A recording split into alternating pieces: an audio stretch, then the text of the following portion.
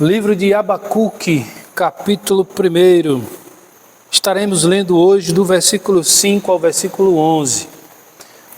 E por se tratar de uma série, queridos irmãos, é sempre bom entendermos que para a perfeita compreensão de tudo que nós falaremos aqui, é muito importante ouvir toda a série, né?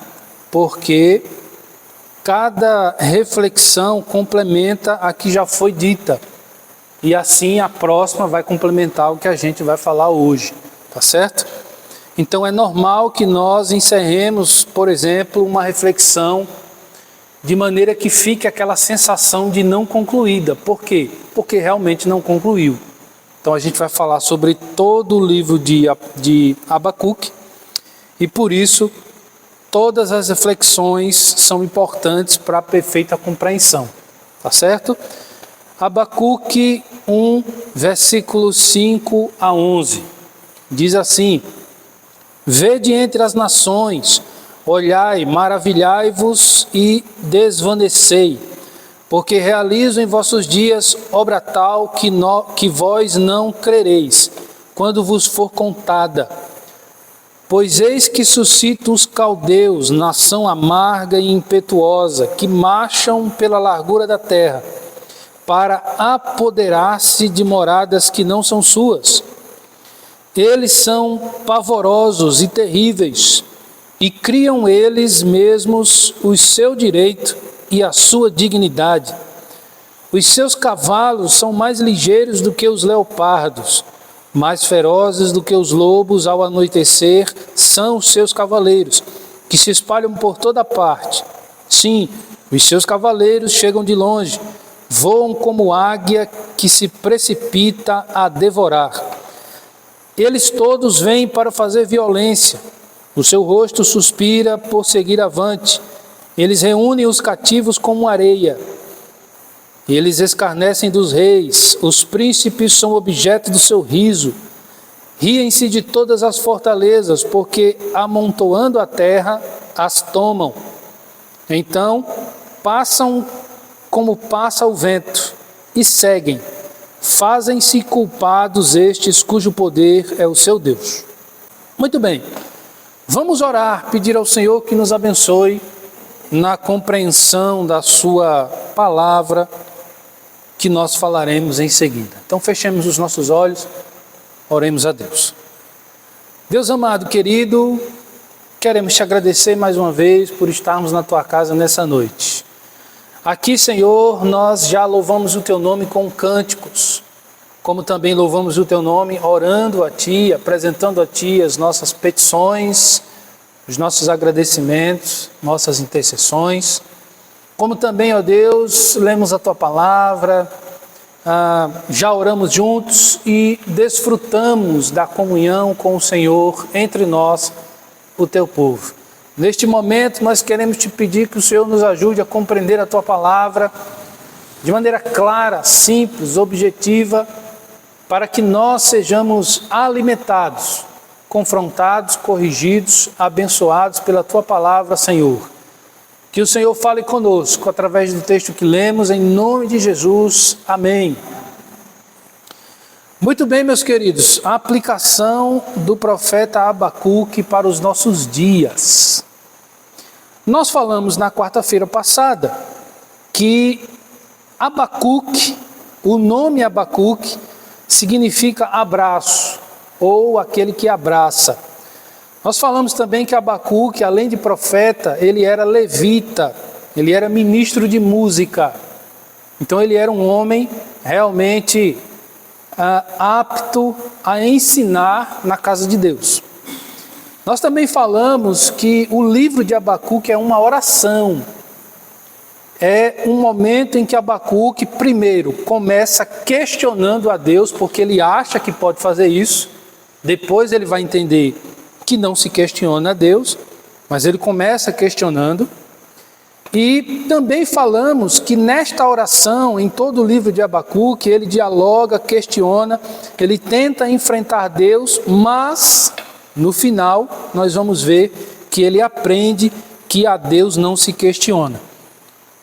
Do versículo 1 ao versículo 4, nós vimos aqui um questionamento de Abacuque para com Deus. Falamos quarta-feira passada. Hoje, do versículo 5 a 11, nós vamos ver a resposta de Deus a esse questionamento que Abacuque fez nos 4 primeiros versículos. E nestes versículos que nós lemos hoje, nós temos aqui lições valiosíssimas para as nossas vidas, tá? E começando no versículo 5, nós temos aqui um primeiro ponto que nós podemos destacar através do versículo 5, que é o início da resposta de Deus ao questionamento de Abacuque, que é o seguinte: Deus continua soberano. No versículo 5, ou a partir do versículo 5, Deus está mostrando para Abacuque que ele continua soberano. Tá certo? Então, Deus começa dizendo assim: vede entre as nações, olhai, maravilhai-vos e desvanecei, porque eu realizo em vossos dias obra tal que vós não crereis quando vos for contada. Então Deus começa a mostrar aqui algo muito poderoso, porque tem que ser poderoso, vindo daquele que é todo poderoso. Tá certo? Então o primeiro ponto no versículo 5 de hoje é que Deus continua soberano. Tá? Queridos, como eu disse, no versículo 3 vocês vão lembrar que Abacuque questionou. Por exemplo, Abacuque questionou a Deus assim: por que tanta maldade, Senhor? O Senhor não está vendo que o mundo está se acabando?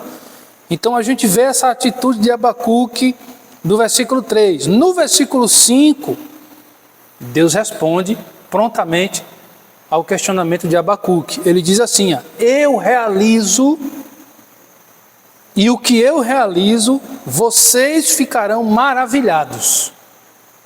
Vocês ficarão desvanecidos. Vocês ficarão pasmos com o que eu vou fazer. Então Deus começa dizendo isso. Vocês ficarão incrédulos com o que eu farei. Incrédulos aqui, queridos, não é deixar de ser salvo não, viu? É no sentido de vocês verão as minhas obras e não acreditarão, ou custarão acreditar que eu fiz isso. Tá bom? Então Deus começa a responder a Abacuque a partir do versículo 5. Agora, lembra comigo o seguinte: Jesus disse algo em João 5,17, muito semelhante ao que Deus disse a Abacuque aqui. Jesus disse assim, lá em João 5,17: o meu Pai trabalha até hoje. Agora veja o que é que o Pai de Jesus, Deus, está dizendo aqui para Abacuque no versículo 5. Eu estou trabalhando. Então eu faço, olha o versículo 5, porque eu realizo aqui agora em vossos dias obra tal que vocês custarão a acreditar. Então veja que coisa interessante, tá? Os grandes problemas recentes não tiram de Deus a sua soberania. Pense comigo o seguinte: por exemplo, o maior problema recente que nós podemos lembrar qual é? A pandemia, as mortes que aconteceram no mundo, pessoas próximas a nós que morreram de Covid-19. Pastor, por que o senhor tem que lembrar essa dor? Não sou eu que lembro, é a vida que traz. Então, um dos maiores problemas recentes, sem dúvida, é a pandemia e todos os seus efeitos. A pandemia e os seus lutos também trouxe para o mundo, e principalmente para países tão corruptos quanto o Brasil, altos preços. Enquanto que o salário, que nem dizia aquele professor velhinho, né? O salário, mas o preço das coisas, né? O que está faltando em casa, meu amor? Aí a esposa vai dizer, está faltando só isso. A, B e C. Você vai no mercado e você deixa lá R$500. Você não comprou nada, mas o seu salário foi embora todinho. Então isso é fruto do que acontece no mundo. Outra coisa que nós precisamos analisar acerca de os grandes problemas recentes não tiram de Deus a sua soberania. As famílias sexualizadas. É uma coisa de assustar o que a gente vê como problemas na sociedade que refletem as famílias como um todo. Você acha mesmo que Deus não está vendo aquele cartaz gritando: crianças trans existem? Você acha que Deus não está vendo isso? Deus não apenas está vendo como aquilo ali vai causar grandes problemas na vida de muitos, por causa de situações como essas. Então, queridos, os grandes problemas do passado, do presente e do futuro, nenhum deles tira, jamais tirará a soberania de Deus. Lembro-me como as pessoas, principalmente as mais próximas, que a gente nota com mais facilidade, lembro-me como as pessoas estavam desesperadas na pandemia. Não podia sair, tinha que viver de máscara. Era um medo, um temor, um pânico generalizado. E muitas pessoas pegaram um pouco da atitude de Abacuque, um pouco só, e começaram a questionar Deus. O Senhor não está vendo tudo isso? Ele não apenas viu, como ele nunca deixou de ser o soberano. Então isso é muito importante que nós não esqueçamos. Apesar do que possa parecer, Deus continua soberano. Então, por mais que nós tendemos a questionar Deus, por imaginarmos que talvez Ele não esteja vendo o que está acontecendo no mundo, Deus não só está vendo, como Ele nunca deixou de ser soberano. Queridos, preconceber ideias sobre Deus, então, imaginar que Deus isso, que Deus aquilo, sem ter a certeza, apenas torna mais doloroso para nós. Quem foi que disse que Deus não está vendo? Quem foi que disse que Deus não está vendo, por exemplo, os gaúchos sofrendo com toda aquela água, com toda aquela destruição? Quem disse que Deus não está vendo as crianças sendo sexualizadas? Quem foi que disse que Deus não está vendo o pecado do seu próprio povo? Quem foi que disse? O problema, queridos, é que quando nós imaginamos aquilo que não é verdade, isso se torna um problema para nós, como estava acontecendo com Abacuque. A resposta de Deus não necessita da nossa aceitação. Então, se eu questiono Deus, Senhor, o Senhor não está vendo o mundo sofrendo? Isso não interfere em nada na soberania de Deus. O Senhor não está vendo o que o mundo está fazendo com as crianças? Então esse meu questionamento não vai mudar em nada a soberania de Deus e a resposta de Deus. Porque Deus vai responder a todos esses pecados. Não é porque eu estou questionando a Deus como Abacuque, é porque Ele disse que vai responder. Então o Senhor não vem buscar a sua igreja porque a igreja está clamando, ora vem Senhor Jesus. Não, Ele vem porque Ele disse que vem. Deus não vai fazer algo porque alguém pediu que Ele fizesse. Ele vai fazer porque Ele disse que vai fazer. Assim como, se Ele disse que não vai fazer, Ele não faz. Então essa diferença precisa estar clara na nossa vida. Como vai ficar claro para a vida de Abacuque, certo? Mas é muito mais fácil para nós aceitarmos a resposta divina. Então, se nós estamos passando por um aperto, por uma perseguição, por uma pandemia, por uma enchente, por uma sexualização satânica neste mundo, se nós estamos passando por tudo isso, e a impressão que dá é que Deus não está vendo, é mais fácil, é menos doloroso para nós não questioná-lo.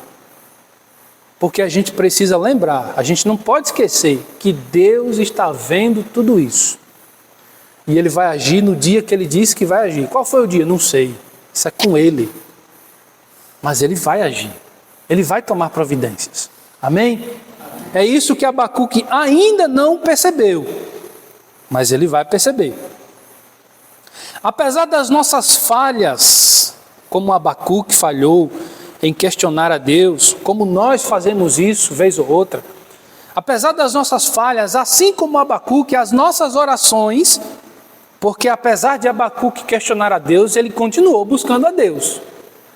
Então, apesar das nossas falhas, a nossa oração mostra-nos a quem nós pertencemos. Então, tudo bem, eu estou indignado com este mundo. Tecnicamente, isso é bom. Deixa de ser bom quando eu questiono a Deus, mas estar indignado com o pecado, isso é muito bom. E quando eu vou buscar a Deus, isso é melhor ainda. Por isso, queridos, preste bem atenção neste versículo 5. Tanto a salvação quanto a condenação de pessoas dependem da resposta de Deus. Quem nos ajuda a compreender isso é Paulo, falando lá em Atos, capítulo 13, versículos 40 e 41, porque lá Paulo vai citar exatamente Abacuque 1:5. Quando ele vai dizer lá em Atos 13, 40 a 41, que tanto a salvação quanto a condenação de pessoas dependem da resposta de Deus. Então, quando Deus olhar para o mundo, no dia do juízo, olhando para o mundo, Deus tem uma resposta para esse mundo. E nesse mundo, Deus vai condenar e vai salvar. Entenderam? Então é muito importante. Paulo utiliza este versículo para explicar 3 coisas. Primeiro, que muitos não viverão a glória de Deus. Os condenados. Aqueles que estão sexualizando a família. Aqueles que estão ridicularizando o nome de Deus e o nome do povo de Deus. Mas Paulo também vai dizer que muitos serão levados para a glória de Deus. São os eleitos. Aqueles que estão sofrendo com a sexualização da família, com a ridicularização do nome de Deus. Estou falando isso olhando para o tempo de hoje. Tá? E por fim, Paulo nos ensina através do que ele disse lá em Atos 13, em Abacuque 1:5, que por causa da resposta de Deus, o futuro das nações, ou seja, do mundo, é um decreto de Deus. Então as nações terão seu futuro. E isso, quem define é o Senhor. É por isso que no versículo 5 nós falamos no primeiro ponto que Deus continua soberano.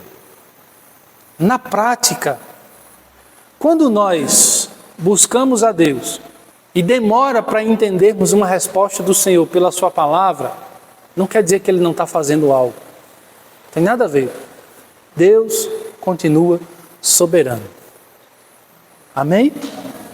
O segundo ponto do texto de hoje, queridos, na verdade o segundo e último ponto, compreende os versículos de 6 a 11, porque estes versículos vão falar da mesma coisa, tá? E nós vamos comentar um pouco sobre eles. Nós destacamos aqui que a soberania de Deus causa júbilo e terror.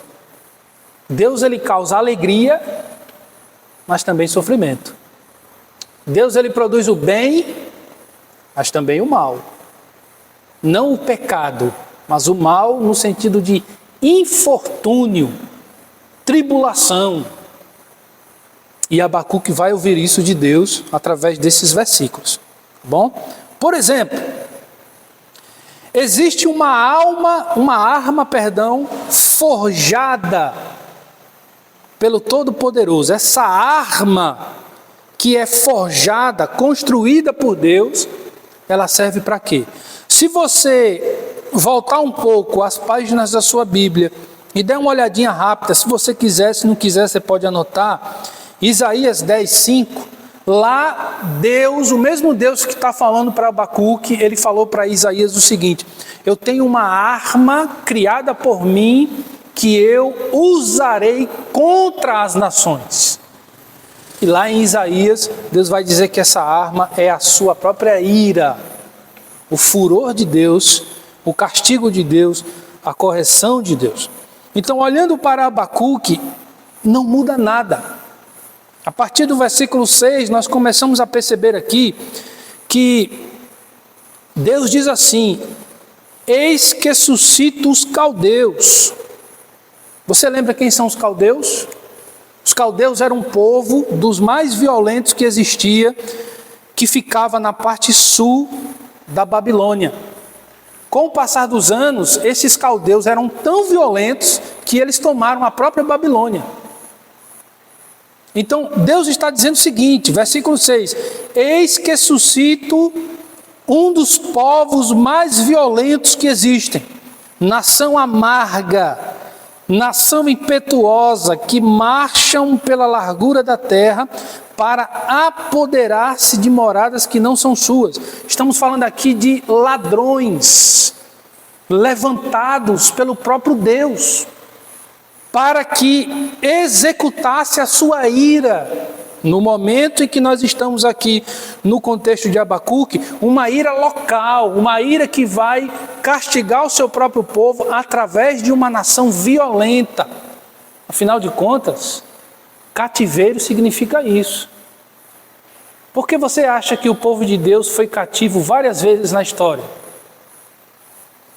Por que será? Eles caíram em alguma armadilha? Foram pegos no meio da estrada? Não. Todos os cativeiros do povo de Deus foi provocado pelo próprio Deus. Sabe por quê? Porque ele não deixou de ser soberano. É a maneira que Deus encontra para corrigir o seu próprio povo, suscitando, trazendo sofrimento, trazendo dor, trazendo pandemia. Então muitas pessoas acabam satanizando muitas coisas, falando de outras religiões, não porque ali prega-se isso, ali prega-se isso. Nada disso chega aos pés da soberania e do poder de Deus. Nada do que acontece no universo acontece sem a autoridade de Deus. Então, queridos, o próprio Deus, como ele fez com Jó, ele usou o próprio Satanás, que não passa de um cachorro na coleira de Deus. Por quê? Porque Deus segura Satanás na sua coleira e Satanás só faz o que Deus quer, ou não? Vocês estão entendendo? Deus aqui, do versículo 6 a 11, ele está respondendo para Abacuque e para nós o seguinte: a soberania de Deus causa júbilo, mas também causa terror. E neste momento é terror. O júbilo vem depois, mas por enquanto é terror. Esta correção divina, esta correção de Deus, ela é suficiente para fazer tremer o homem mais valente que você imaginar. Então, quem é o homem mais valente? Diante da ira de Deus, ele não é nada, certo? Então, isso aqui é muito importante. Esta correção divina estaria na crueldade e determinação dos caldeus. Versículo 6. Eu suscito os caldeus.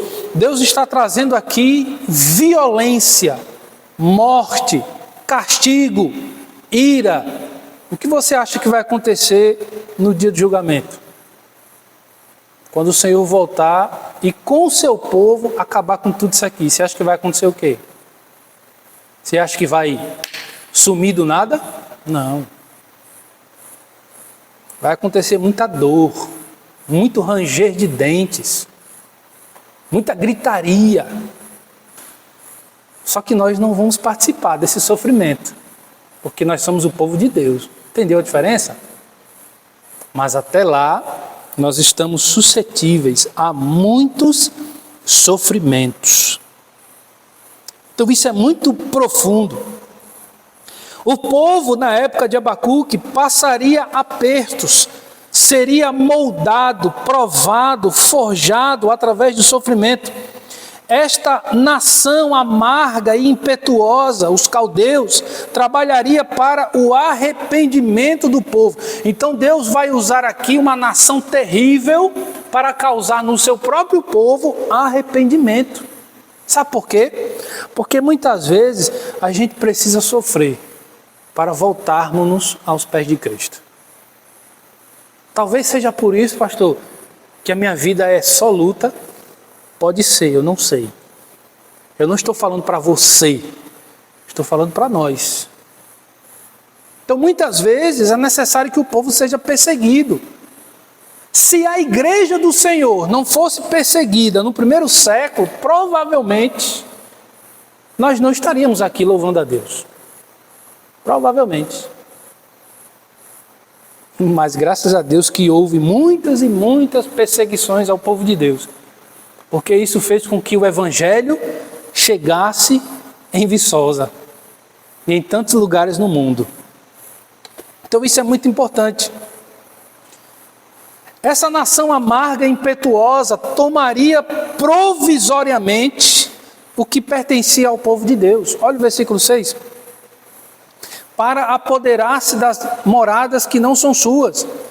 E eram de quem? De Israel, o povo de Deus. Tudo isso permitido pelo Senhor. Versículo 7. Uma sociedade suscita em nossos dias para criar suas próprias leis. Veja se não é. Olha o versículo 7.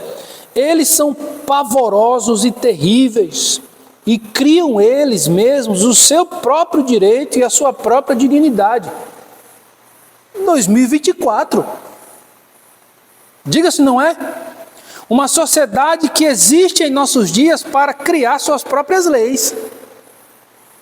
Ora, não existem crianças trans? Eles dizem. Eles estão criando suas próprias leis. É a mesma coisa.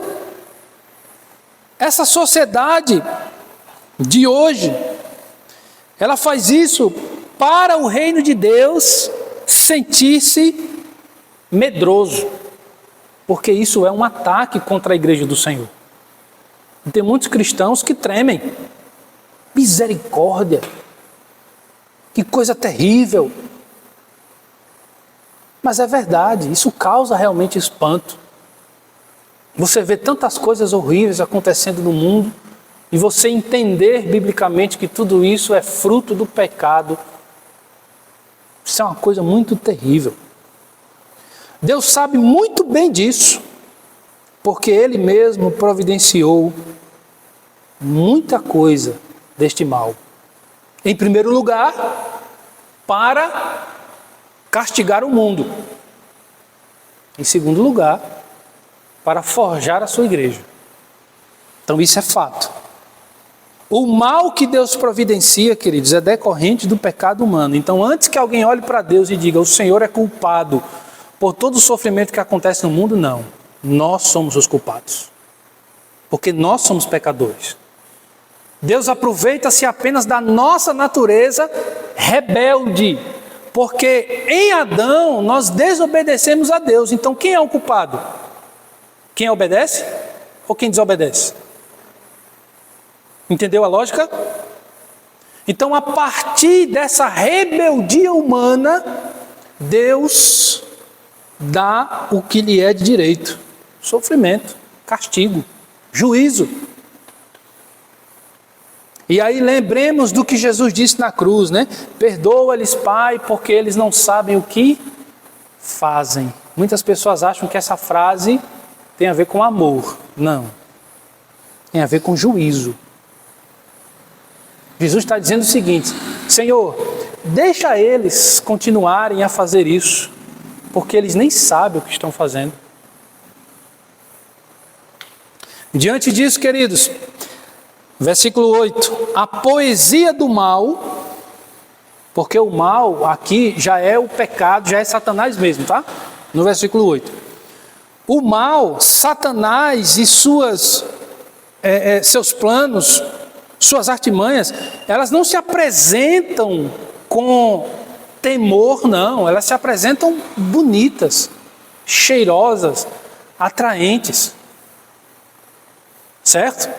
Então, no versículo 8, queridos, a poesia do mal causa terror na criação de Deus. Leia comigo o versículo 8, veja se isso aqui não é uma poesia. Preste bem atenção. Os seus cavalos são mais ligeiros do que os leopardos. Existe isso? Não, isso não existe não. O leopardo é um dos animais mais rápidos que existe no mundo. Isso aqui é poesia.